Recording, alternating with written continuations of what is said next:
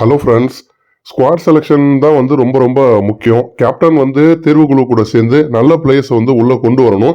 அதை விட்டுட்டு இங்கிலாந்து அணிக்கு எதிராக வந்து ஒரு மோசமான ஸ்குவாடை தான் வந்து செலக்ட் பண்ணியிருக்காங்க பிசிசி அப்படிங்கிற மாதிரி தோனி வந்து விமர்சனம் பண்ணி வந்து பேசியிருக்காரு. ஏன்னா வந்து இப்போ இந்த இங்கிலாந்து டெஸ்ட் தொடருக்காக பார்த்தீங்கன்னா இந்திய அணியில் 3 விக்கெட் கீப்பர்கள் வந்து இருக்காங்க. KL ராகுல், KS பரத், துருவ் ஜோரல். அப்போ 3 பேர்லாம் வந்து தேவையே வந்து கிடையாது. அப்படியே வந்து 3 பேரை நீங்க வந்து எடுத்தீங்க அப்படின்னா எத்தனை பேர் ஆட வைக்க போறீங்க? எப்படியும் வந்து KL ராகுல தான் வந்து ஆட வைப்பீங்க.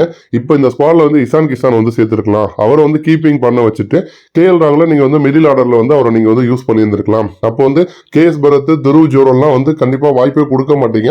ஆனா சம்பந்தமே இல்லாம அவங்கள வந்து ஸ்குவாட்ல வந்து சேர்த்திருக்கீங்க.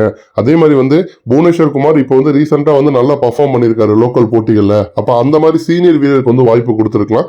ஷமிக்கு வந்து வாய்ப்பு வந்து கொடுத்திருக்கலாம். அதெல்லாம் வந்து நீங்க வந்து கொடுக்கல. அதே மாதிரி வந்து இந்திய மண் அப்படிங்கிறப்ப ரஹானே இல்லைன்னா புஜாரா அந்த மாதிரி சீனியர் வீரர்களுக்கு நீங்க வந்து வாய்ப்பு வந்து கொடுத்திருக்கலாம். T20 ODIல யங்ஸ்டர்ஸ் வந்து ஆடுறாங்க, ஓகே. டெஸ்ட் அப்படின்னு வரும்பொழுது சீனியர்ஸ் வந்து இருந்தா மட்டும்தான் இங்கிலாந்தினுடைய பந்துவீச்சு தாக்குதலை சமாளிக்க முடியும். அவங்களுடைய எக்ஸ்பீரியன்ஸ் மூலமா வந்து அவங்களால வந்து ரொம்ப நேரம் வந்து ஆட முடியும். டெஸ்ட்ங்கிறது அவ்வளவு ஈஸி வந்து கிடையாது.